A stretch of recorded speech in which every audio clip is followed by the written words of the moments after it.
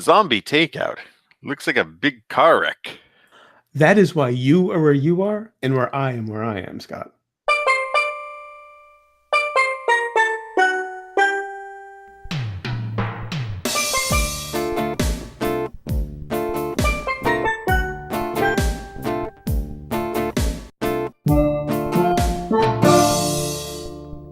Hello and welcome to Zombie Takeout, the B-movie and cult movie show. I'm John. And I'm Scotto. And before we get to this week's movie, a couple things to go over. Neil Breen posted an update on the Twisted Pair Facebook page yesterday. Twisted Pair is his upcoming movie. Was it last week or the week before you saw the trailer? I think it was last week. He posted an update, and in it he talks about the theatrical release. He says that he's in talks with theaters around the U.S. and Canada to set it up, and he's aiming for 150 to 225 seat theaters because he's tried smaller theaters and they've sold out too quickly. Of course, this is something with special effects of this magnitude. You have to see it on the big screen, I imagine. And I'll post I'll post a link to the update in the description. I would just recommend watching it just to hear him speak because he's surprisingly articulate. So he's more articulate when he's speaking off script than when he is in the movie. Yeah, actually, much more natural. I mean, not much more natural, of course. I honestly think he must be in on the joke. Yeah. And one more thing to go over. The second film by Panos Cosmatos, writer-director of Beyond the Black Rainbow, which we reviewed back in 2012, and scars me. Oh, 2013, sorry. Okay. And still scars me. His second film, titled Mandy, will be released on September 14th.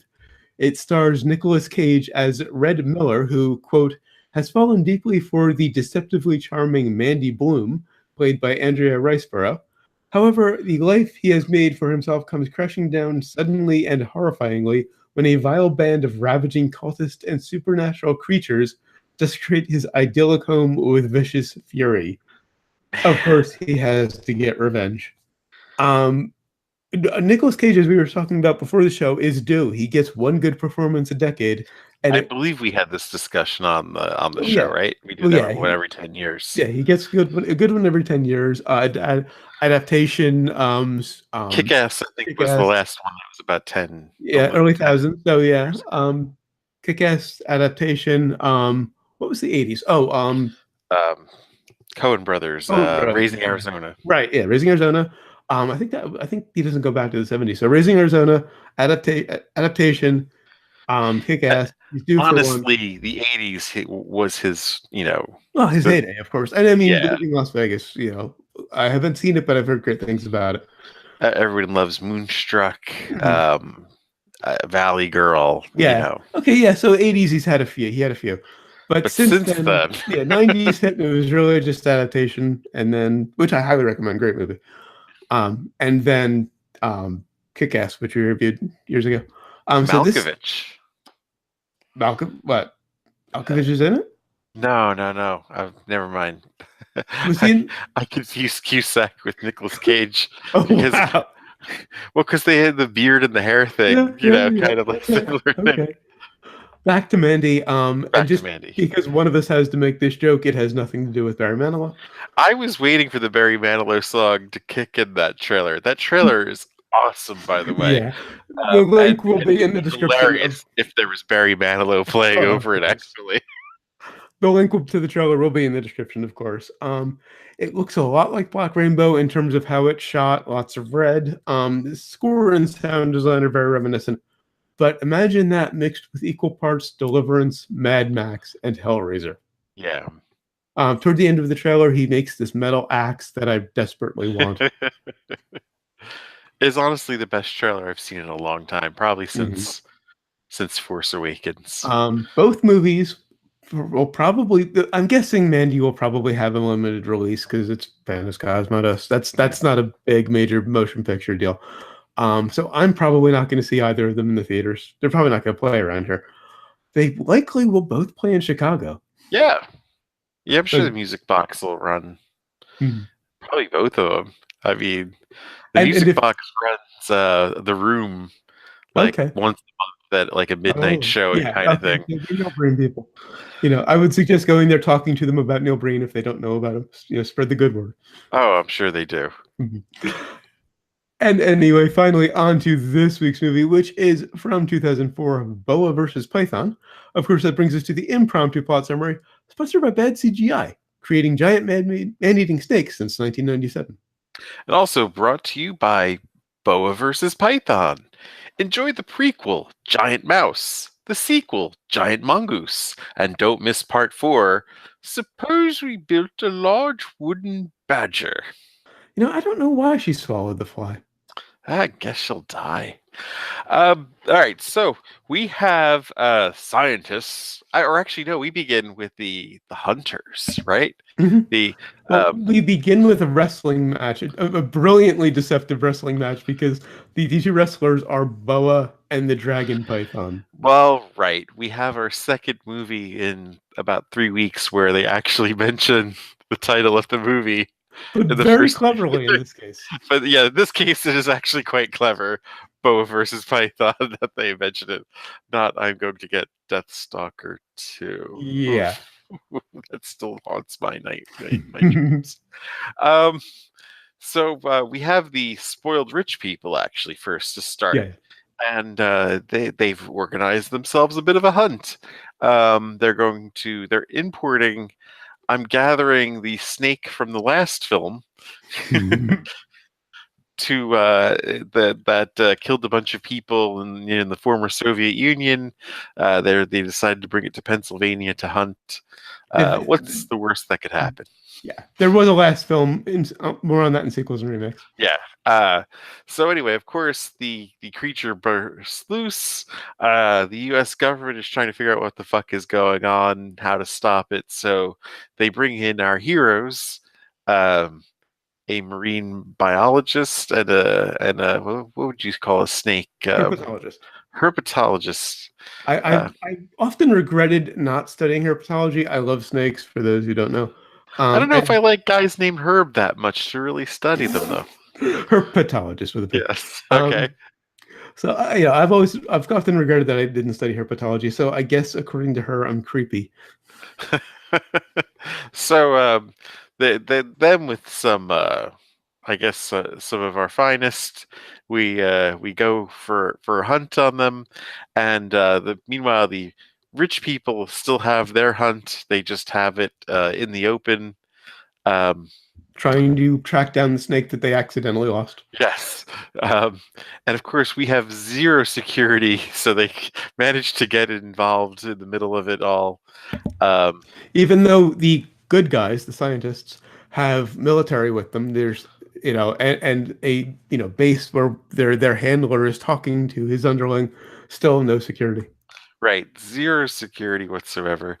There's firefights, snake fights, and hilarity ensues, really. And lots of people getting eaten.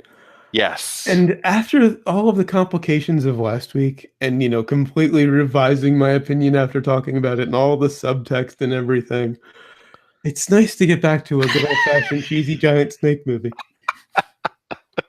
What, you didn't see the subtext to this one, John? No, there was no stinking subtext to this one. No, just giant None snakes and lots of whatsoever. guns. And an opening credit sequence that reminded me of a cheesy 90s vampire movie. It was very off-brand Danny Elfman, wasn't it? Yes, yes, now that you mention it. And there is just a lot of 90s in this movie. It's 2004, so I mean, I guess Yeah, that makes sense. And well, it was supposedly a sci-fi channel movie. This is before they became sci-fi. right. Which is why it wasn't completely ridiculous. But then the nudity really surprised me. Yeah, I didn't think Because about I that. went in thinking it was a sci-fi channel movie, and suddenly there's nudity and a slight amount of profanity. And I I imagine that was cut from the Yeah, Siffy probably it was version. probably shot for a home video release, and then maybe Yeah. edited down for sci-fi channel. Also, yeah, in the wrestling match at the beginning, the ring announcer was good, but he was no Michael Buffer. No. Also, I feel Ramon. there's a lot of people that could do a better ring announcer than that guy, He was though. okay. He was He decent. was pretty. And I thought Ramon, the Broddock's underling who was overseeing, the transfer of the snake, looked like he was cosplaying Run DMC. Yeah, I He thought had the hat, the fedora, turned up, and the big chain and the black shirt. I thought he was a Wahlberg brother at first, Yeah, actually. could have gone that way too. I had to turn on the subtitles for this early in because I had no idea he'd ordered a box of Raisinets. I was like, "What the fuck did he say?" Uh, and the ref in the boxing wrestling match says to Boa, "I want a good clean fight, no licking, biting, or eating."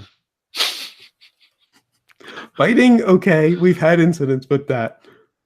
But licking and eating, This was okay. after the biting. Well, the biting, okay, I can see, makes sense. We've had issues, and even licking, maybe as a diversionary tactic, but eating. And again, and like the second time in 3 weeks, repeat after me. Wrestling does not have rounds. Oh right, yeah, beat For down fuck's sake. dress doctor Wrestling again. does not have rounds. Totally didn't And at even think. first I thought they were on it, like, they just had the card girls for the beginning of the match. But then I noticed later in the match, they had round 2 on the cards when they were walking around outside. I was like, oh my God. Does anybody fucking watch wrestling that does a movie? Yeah. And if you don't watch it, why do you put it in the movie? Have it as a Well, boxing match. it was a Sci-Fi Channel movie and an '80s cheesy, sword and sorcery movie. It was an excuse for a scantily clad woman to walk around. Well, right. And of course you want the wrestling thing in. But remember like Highlander began with like actual like wrestling match, like Big John Studd and I mean Mhm. I granted that I don't know how much it cost them to actually get that into the movie at the time because Right. wrestling was not very big back then. But it doesn't have rounds. And of course, as they're unveiling, unloading the snake, it gets out, and there's an explosion that they think is going to kill it, which doesn't, of course, because we wouldn't have a movie otherwise.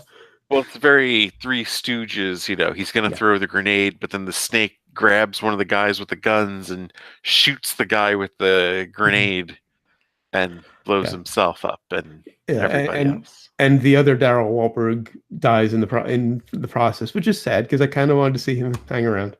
Yeah, you thought they were kind of building something there, and they weren't. Which they do a number of times in this movie, and it's quite refreshing, Mhm. actually. And then after the surprise nudity, actually in the same scene, she finds a snake in the bathroom, takes it out to Broderick, the bad guy, to confront him about it, and he says it's a garter snake. It was not a garter snake. I mean, Right. I have seen gardener snakes. garter snakes are dark green with yellow stripes. Right, right. This thing had like a diamondish kind of pattern, not a diamond back, probably just like a I constrictor of think some I've kind. seen black ones too, but I Uh-huh. mean, yeah, dark green, black, Yeah, somewhere in there.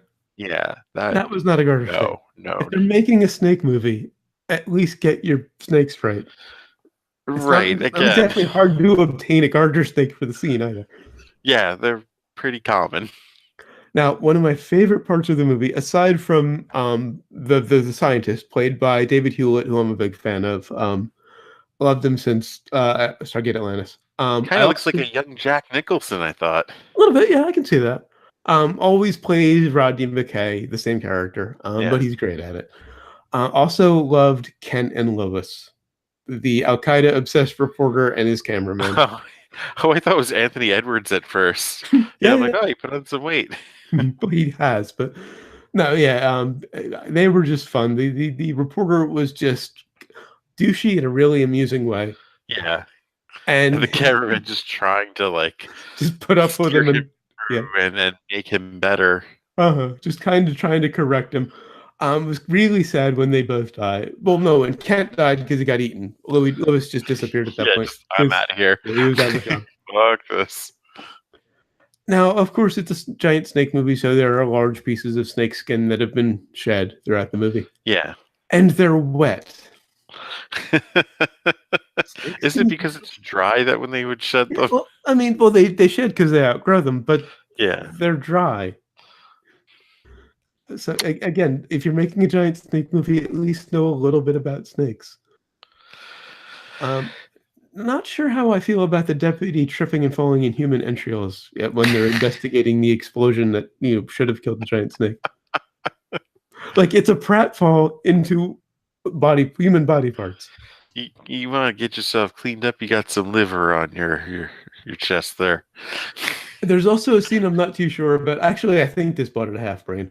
Um, when okay, there's a guy and a girl in the back of a car, and he gets pulled out by the snake and eaten. And then they I think they top Dead Snow too. Well, I mean, getting it from the snake versus the zombie. Yeah.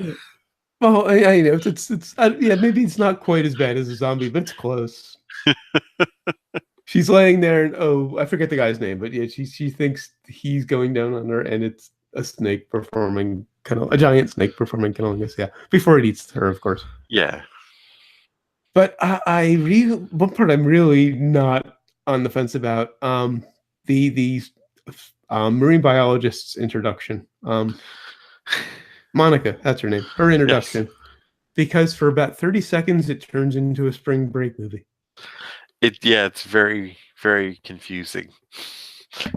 Like, at a pool, bunch of people in swimsuits, a ton of thongs, the Yeah. music, the whole nine. She challenges some ex-SEAL to an underwater breathing contest. And then she, as she when she sees he's competition for her, and they're down there for like almost a minute, she starts untying her top until he starts to drown. Comes up, wins all the money, and then when she gets pulled away by the military to go hunt down the giant python. And then she says she's creeped out by herpetologists, which I felt personally attacked by. I mean, I didn't study it, but I always wanted to. Now, I got a kick out of the bumbling hunter's entrance. It was like the beginning of Cannonball Run. We get the rich asshole hunters. You have your stereotype of every walk of life, Mhm. and they, you know, We got the bored rich guy, the two like real professional hunters, and then this father and son team in the yellow vests and the camo and the whole nine. you got like a retired military sniper, Mhm. who wants to be alpha Yeah, male yeah, in yeah. the business. Right. Or I guess you have an eccentric Texas hunter. The rich guy who basically has too much money and too many guns. You've got the guy who decides to use a crossbow. Yeah. Because he's the other one of the alpha. uh, And then this bumbling father and son, I don't know their purpose in the movie other than to just be the comic relief. Comic relief. Well, they actually were at least dressed in orange as opposed to like they would have actually had the best chance of surviving Yeah, that true, true. since they were actually dressed in orange Right, and not to get caught in the crossfire. right. And they did, no, the father got eaten and the son just ran for it, if I recall. He kind of froze Oh, and right, he just froze and then he got eaten too, right? yeah. Oh, going back to Kent and Lewis, loved Kent's rant after when he says it was a little big, a little much after they recorded this news a bit, and Kent is just over the top douchey.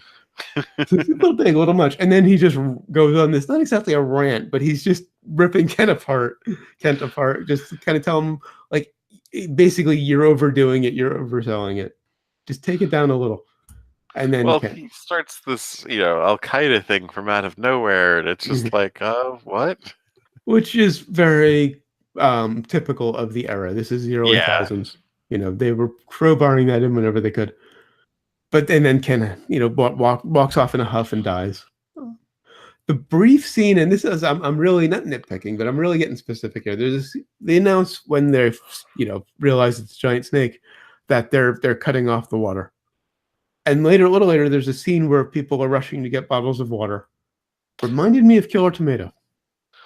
Well, yeah, the fact that they only had like signs with like red, X's and like the new price because they're Yeah, yeah. gouging, of course.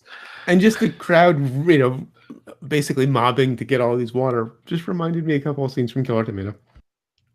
What would you think of open snake surgery? Okay, so she said she's creeped out by her pathologists.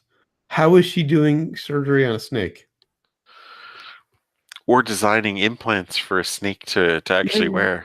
that's true. I mean, I think they were supposed to be for dolphins. yeah, yeah, she worked with dolphins, yeah, because they're cuter. And the python that or the boa, sorry, that they were using was a bit bigger than a dolphin, I think. But yet it fit. Looked kind of like a crown on the snake. Yeah, it was very Clash of the Titans. Yes, yes, yes. But I don't know how she knew how to operate on a snake when she hates them so much. The effects are pretty equivalent to Clash of the Titans Yeah, yeah. too. But the horrible CGI just makes it more fun for me. Yeah, I would have preferred if they had just shot like above the snake level for the whole movie, like in the nightclub scene when they did that, where they're just like people just moving out of the way, you can't see, the snake is there though. I would have preferred if they just kept doing that for most of the movie and saved up for like some shots. Uh-huh.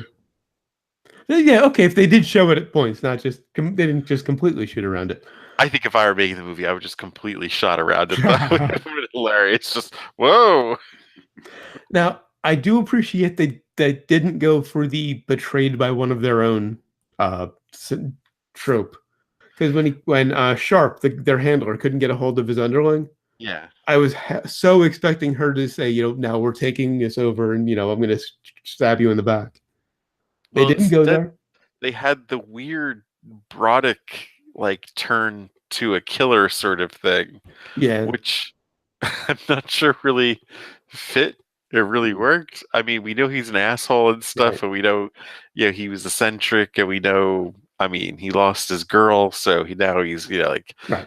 to get revenge. Oh, and the girlfriend in the shorts and half shirt camouflage. Yeah, That was amusing when you've got these serious hunters. but I mean, when he starts turning on people, you're just kind of like, really, what? Yeah, yeah.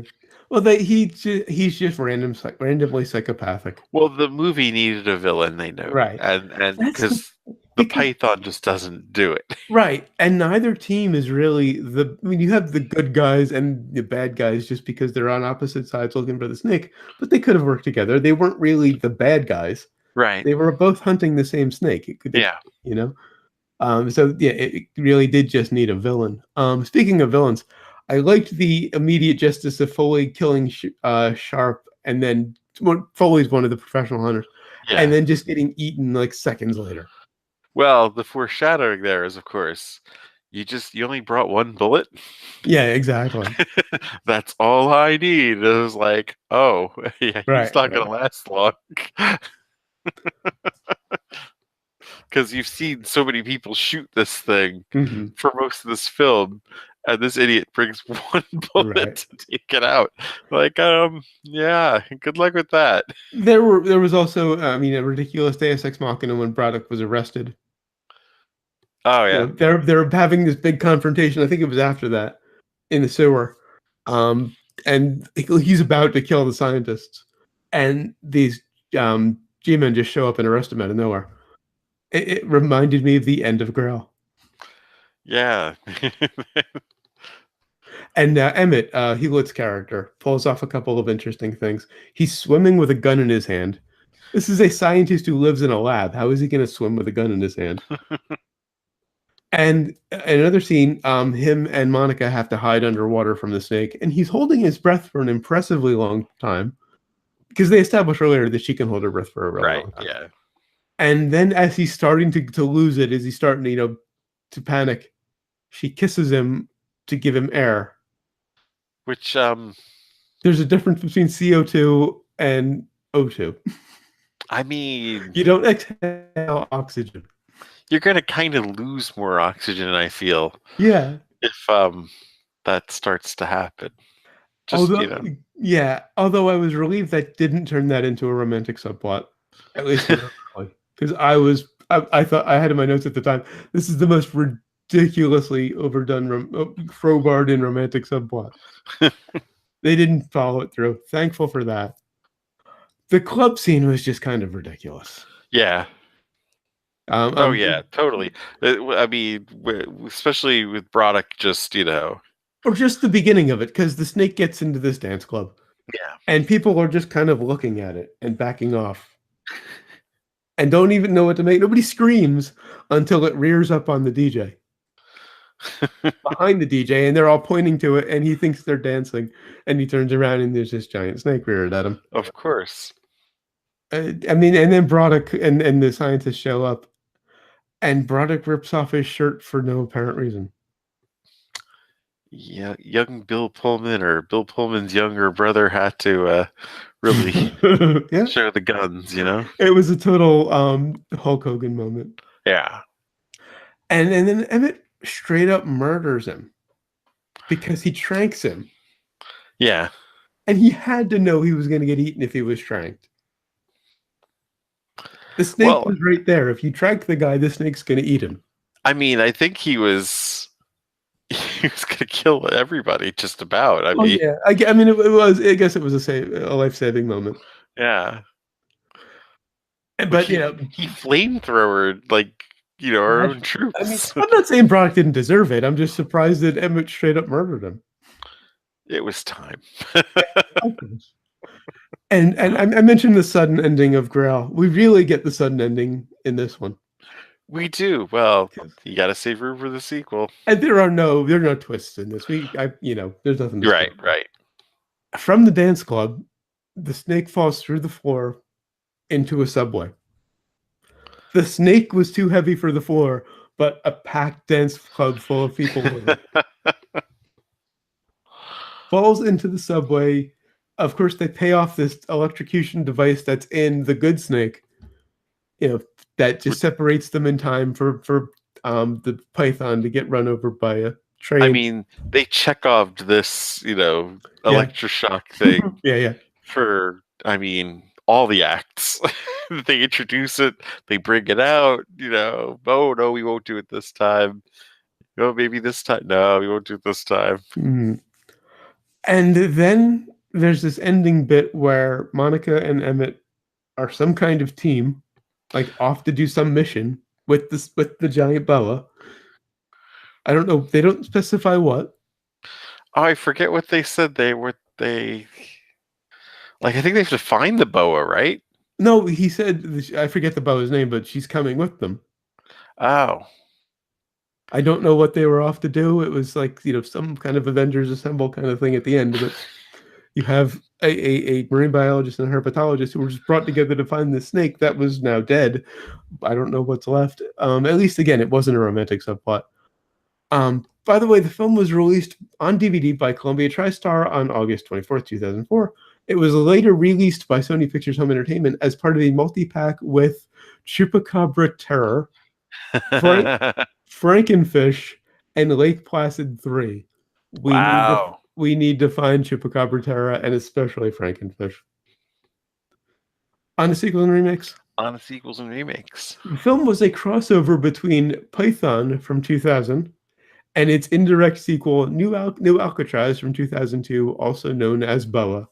Okay, I never heard of New Alcatraz, I've never heard of either of them. But Python, I think it's actually the third in the Python movies. There's two Python movies before this. I think one in 2000 and one in 2003. And yeah, this I guess brought them together. This was a total AVP kind of deal. Yeah, sort of an Avengers of snakes. So on the brains. On the brains. Loved seeing Hewlett in it. Loved Ken Lewis. Kind of loved the bad CG. And that scene in the car, I kind of liked. It just was so transgressive. But I can't really recommend it. I'm going 3. Same here. It's enjoyable. I wouldn't tell anybody publicly to go see it. But guilty pleasure it is. And it is on Amazon Prime, so if this intrigued you, you can see it there. That's true. It's free on Amazon. What do you have to lose except an hour and a half of your life? Exactly. All right. So what have we learned? That this was Monica's Implants Flying Circus. Mm-hmm. And I learned that snakes can actually growl. There's a and scene. yell and do all sorts of weird There's sounds. a scene in the beginning where they've got the snake in the truck before it gets free, and it's growling. And I was gonna nitpick it, but I wanted to do my research, make sure I was right. Turns out that king cobras do actually growl. Did not know that.